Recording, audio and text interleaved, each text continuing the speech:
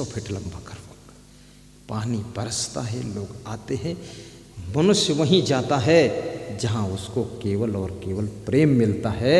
खाने के लिए कोई किसी के यहाँ जाता नहीं है और खाने के लिए कोई आता नहीं है, पर आता है थोड़ा खाता है, पर आता है प्रेम में, पर खाता है प्रेम में और जाता है तो प्रेम में। इसलिए याद रखना, जितना ज़्यादा संत को भी प्रेमी होना चाहिए और संत का दिल उदार होना चाहिए और भक्त का भी हृदय उदार होना चाहिए। आपके घर मेहमान आ जाए, मुँह मत ऐंठना कि माथे पड़ गए आ गए देखो, ऐसा नहीं। जिसके घर मेहमान नहीं आते हैं उसके घर गरीबी आती है। जिसके घर कोई अतिथि नहीं आता है उसके घर लक्ष्मी भी नहीं आती है।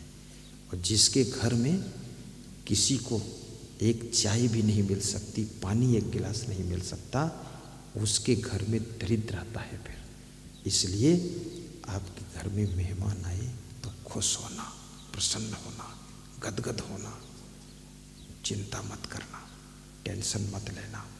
मेहमान का भाग्य भी आ जाएगा, किस्मत आती है, कुछ कम नहीं होगा। आने दो मेहमान को।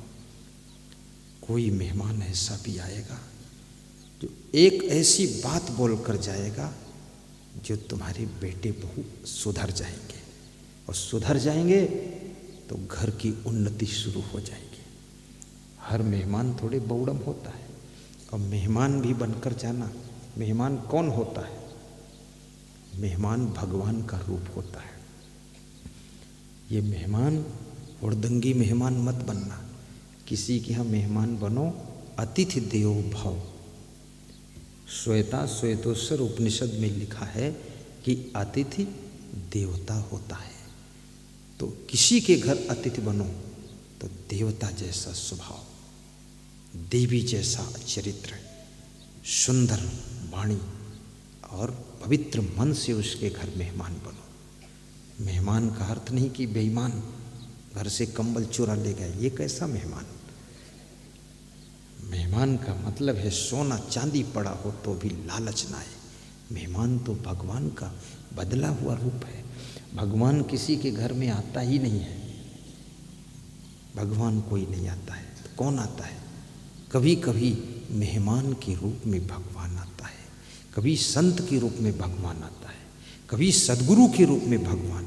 और है कहाँ भगवान? मोको कहाँ ढूंढो बंदे, मैं तो तेरे पास में, ना मंदिर में, ना मस्जिद में, ना काबे कैलाश में, खोजी होए तुरंत मिल जाऊं एक पल की तलाश में। कहें कबीर सुनो हो संतो, सब सांसों की सांस में, मोको कहाँ ढूंढो बंदे, मैं तो तेरे पास में। क्या ढूंढ रहे बने बन।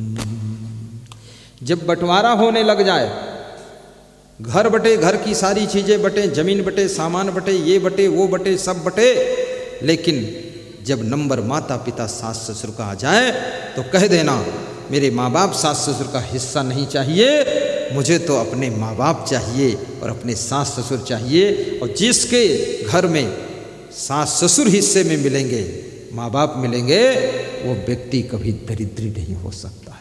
इसलिए माँ बाप को ले लीजिए। मातृदेवो भव, पितृदेवो भव। माँ को देवी का स्थान दिया गया है। और देवी कहाँ है? तुम कितने मंदिरों में जाओ, खूब मंत्र बोलो, तुम्हें माता चिविता, तुम्हें लपिता, तुम्हें हविता, तुम्हें, लेकिन वहाँ कोई नहीं। सबसे बड़ी देवी तुम्हारी माँ है जिसने तुमको जन्म दिया है। उसका सम्मान करोगे, तुम्हारे घर में कभी गरीबी नहीं रहेगी। पिता की सेवा करोगे, गरीबी नहीं रहेगी। गाय की सेवा करोगे, गरीबी नहीं रहेगी। गाय की सेवा करके देखो तो सही। गाय की सेवा से बहुत पुण्य बढ़ता है, गौ माता की सेवा से। सोनपैरी आश्रम में 1 कुंटल भी अनाज नहीं होता है, और जब से गायों की सेवा होने लगी वहाँ का बहुत विकास हुआ है। 150 गायें रहती हैं, गायें बड़ी खुश हैं। लूली लंगड़ी बूढ़ी कमजोर आई थी, अब ऐसी जवान हुई है, खूब पूँछ घुमाती है, कान घुमाती। मैं देखने गया तो मेरे को भी ऐंठ दिखा रही थी, क्या समझ रखा तुमने? तो मैंने कहा क्षमा करो गौ माता जी। बोले आपका माल खा रही हूँ। मैंने कहा मेरा नहीं, सब आपका ही है। हाँ देखा नहीं, इस बार थोड़ा ऐंठ थी उनमें। हाँ बछड़े भी ऐंठ के देख रहे थे कि सुखी हूँ, आ जाओ दर्शन कर लो। बछड़े भी सुखी हैं। और लोग जबरदस्ती वहाँ गायें छोड़ गए, बेकार गायों को छोड़ गए, लेकिन इतनी सेवा हुई, सब बड़ी तंदुरुस्त, उनके बड़े बड़े पेट हो गए हैं, सब मोटी हो गई। तो हमने कहा अब इनको लोग वापस ले जाएं, अब तो ये दूध देंगी, वापस कोई नहीं ले जाएगा। ये दूध के पैकेट के नाम पर जो दूध पीते, ये दूध नहीं है, ये पेंट घोल करके भी दूध बनाया जाता है। जो पेंट दीवार में लगाते हो ना, गाड़ी में जो पेंट करते हैं, इसको घोल कर भी दूध बनता है, केमिकल से दूध बनता है। तुम सोचते हो हम दूध पी रहे हैं पैकेट में, मत पियो तो अच्छा है। पेंट पी गए तुम, अब पेंट पिए बैठे हो, तुम्हारे हाथों में अंदर से पेंट हो गई है। ये पेंट का दूध बना हुआ है, केमिकल से बना दूध है, मत पियो। शुद्ध देशी गाय का दूध पियो। मैं आशीष गांधी के यहाँ अभनपुर गया तो वहाँ खीर खाया, तो उन्होंने कहा अपनी गाय का दूध है ये गुरुदेव, उसकी खीर है। गाय भी दिखाया। और हर कृषक को एक एक दो दो तीन तीन गाय पालना चाहिए। गाय पालने से बीमारी भी कम आती है। गाय की भी सेवा करो, माँ की सेवा करो, पिता की सेवा करो, अतिथि की सेवा करो, मेहमान की सेवा करो। और लास्ट में बताया है कि आचार्य देवो भव, जिनकी आचरण बहुत पवित्र है, दिव्य आचरण है, शुद्ध आचरण है, आचार्य उसको कहते हैं। आचार्य डिग्री होती है एक ना, प्रथमा मध्यमा शास्त्री आचार्य, ये संस्कृत की डिग्री है।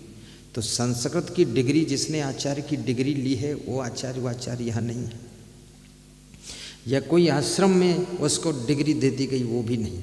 यहाँ आचार्य का मतलब है वो चाहे आश्रम का महंत हो ना हो, चाहे संस्कृत की डिग्री लिया हो या न लिया हो, लेकिन जिसका आचरण पवित्र है, शुद्ध आचरण है, पवित्र आचरण है, दिव्य आचरण है, वही आचार्य है। वो चाहे बूढ़ा हो या जवान हो, संत हो या कोई हो, उस आचार्य की सेवा करने से घर में लक्ष्मी का आगमन होता है, सुख शांति बरसती रहती है। आचार्य का अर्थ भी समझना। आचार्य शब्द बड़ा महत्वपूर्ण है। आचार्य शब्द आचरण से पैदा हुआ है। आर्य माने श्रेष्ठ होता है, आचार माने होता आचरण। जिसका श्रेष्ठ आचरण है वो आचार्य होता है। यही अर्थ हुआ कि नहीं?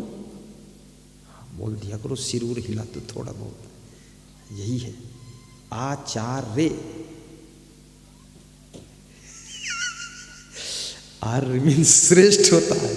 आर्य माने पवित्र, आर्य माने श्रेष्ठ, और आचार माने आचरण, जिसका पवित्र